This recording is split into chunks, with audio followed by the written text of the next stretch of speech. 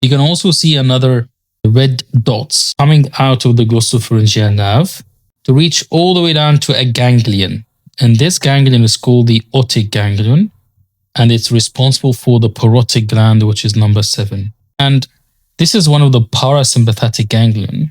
And down there, I would like to point out that the parasympathetic ganglions are 4 ganglions, right? And these are related to the cranial nerves number 1973, right? 1973 of the parasympathetic nerve. What does that mean? So 3 is the oculomotor nerve, all right? And it's related to a ganglion called the ciliary ganglion. And 7 is the facial nerve, related to the submandibular ganglion and also the pterygopalatine ganglion.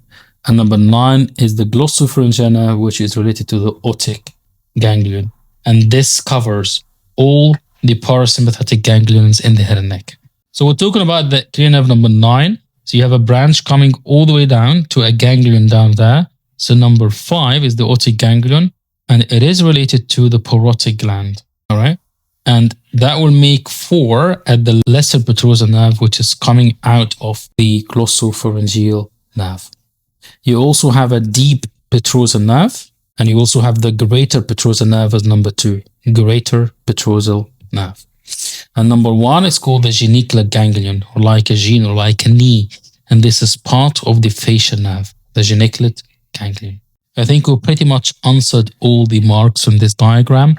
But to summarize, I'm going to delete the whole thing and we'll try to summarize the main points very quickly. So you have number 15 at the inferior salivatory nucleus of the glossopharyngeal nerve. Number 14 is the glossopharyngeal nerve, which is cranial nerve number 9. Number 13 is the jugular foramen. And number 12 is the vagus nerve.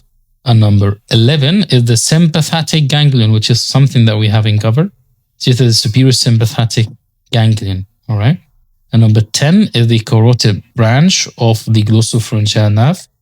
And number 9 is the pharyngeal branches of the glossopharyngeal nerve. Number 8 is the stylopharyngeus muscle branch. Number 7 is the parotid gland. And number 6 is the auriculotemporal nerve. All right, auriculotemporal nerve. Number 5 is the otic ganglion. And number 4 is the lesser petrosal nerve. And 3 is the deep petrosal nerve. And 2 is the greater petrosal nerve. And 1 is the geniculate ganglion. Thank you very much.